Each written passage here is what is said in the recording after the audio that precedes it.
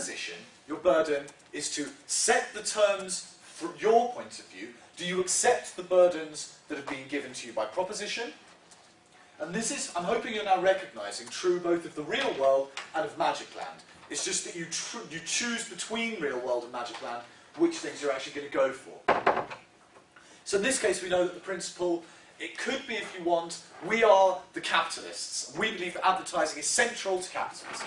It could be, we believe that you don't limit expression of choice unless there are compelling harms. We're going to show you why there are no compelling harms on their side, and in fact, in so doing, you're creating a lot of harms on this side. That's why we don't ban advertising.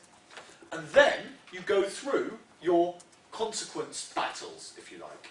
So, in the Turkey case, the consequence battles, if they're saying we're going to accept them in because we need them for our economy, well, it's pretty obvious, again, in your op line, that your response is, this is going to be actually extremely damaging for the economy. But you do want to weigh, at all times, those two statements, because they hit one another. Or, if it's a bridge to the east, you have your alternative, which is, actually, we have that bridge already, and by doing this, you're going to make the white Christians who already hate Muslims in Holland, and you give your evidence for that. Here, now, you suddenly have 80 million more Muslims. And that is not going to be a bridge, that's going to exacerbate a pre-existing problem of lack of tolerance. I thought you stuck up your hand. No. So, here, you've got your us versus them one. In the advertising debate, what's the us versus them number one? If this is your big principle, which is, when do you limit choice? Harms calculus. The first us versus them is quite likely to be capitalism, right? Like, this is something that drives our system.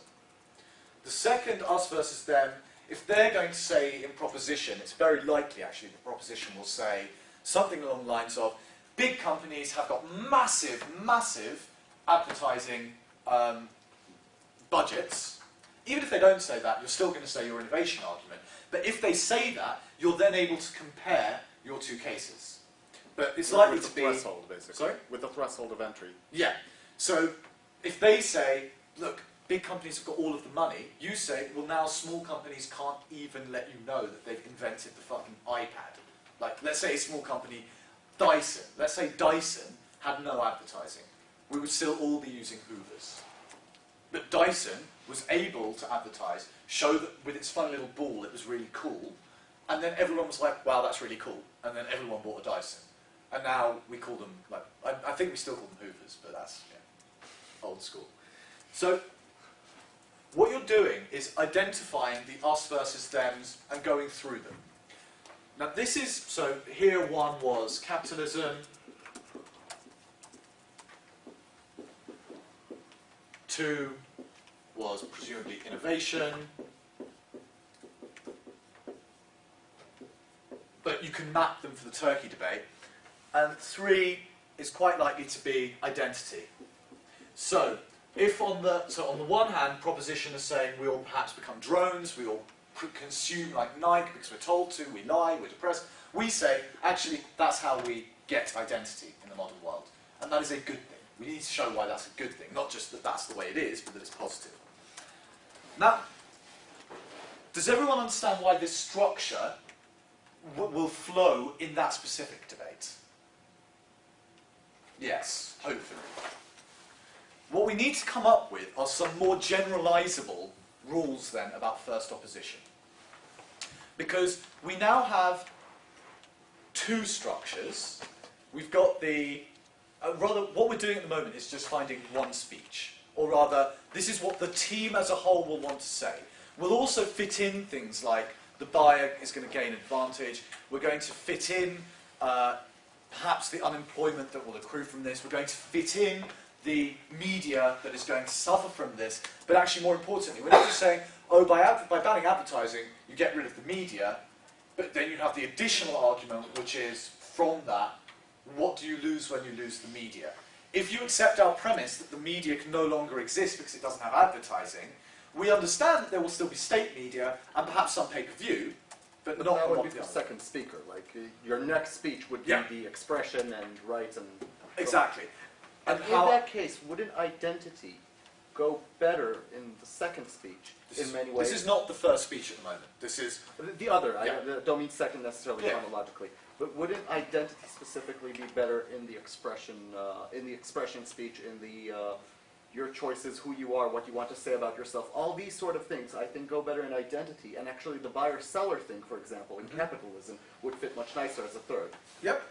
Now that's going to be what your team decides to do. And what's interesting about that, and this was the point that I wanted to make, was the principle and practicalities thing, I don't want to call it a dichotomy because it's simply not, is important for you in First Op. Now I'm going to tell you what my partner and I used to do in First Op. Some people thought that it was cheating. I don't think it is cheating. I think that this is actually a very good way to do a First Op, and we never took less than a second from First Op. In fact, I knocked Derek out of the European Championship semi-finals in First Op doing exactly this. It's where you stand up, and the first speech, if there is rebuttal, like the really simple stuff, where you just go, look, we're going to rebut you on the practicalities very quickly, but then we're going to go engage with the massive principles. What are the really big principal issues in this debate? You leave the analysis of the practicalities, like the real detail, to the second speech. So the analysis, for example, in this case, of the detail, the media, if the media goes, what happens to the democracy, the actual analysis of that goes into the second speech, where you're throwing a lot of material out. But the first speech is about meaty principles. Capitalism, rights, when do we limit rights, expression, etc. First speech. If you can then, or in the Turkey case, in the first speech, you go, look, this is about, you leave, for example, the Muslim stuff until the second speech. In the first one, you go, what is the European Union for? What should the European Union be about in the future? How does the European Union develop a powerful economy in the global world?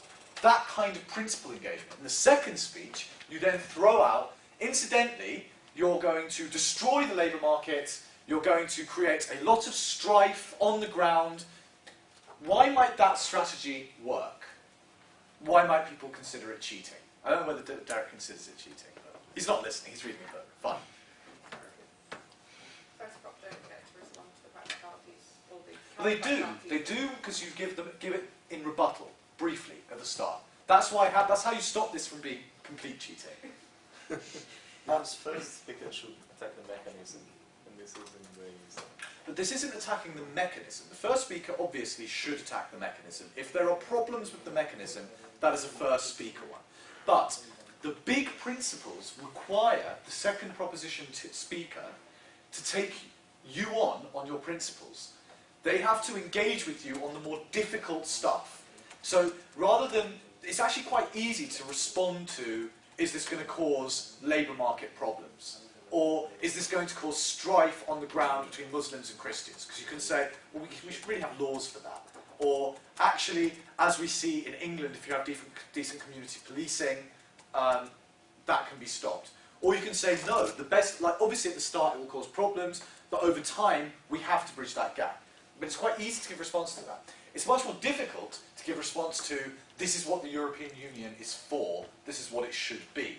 It should be about taking in new entrants. It's about peace and stability. That's what it was initially, etc.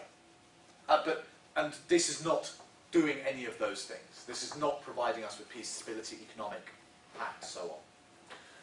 When you do it in the second speech, when you leave really strong material to the second speaker, which is of the real world variety, or of the detailed analysis of what happens if this proposition happens, so in this case, Michael's correct in suggesting that, for example, identity is interesting. I don't know where I would place that, personally. Still, I've done this debate twice. I still don't know whether that fits intuitively in the first or the second speech. I think it's likely to be the second speech, but it would have to be a very detailed analysis of what makes identity identity, and how it is that it's good that I want to be like LeBron James, because he's big and black and I'm not, maybe. Who knows? Right. So, I can't believe we have 5 minutes left.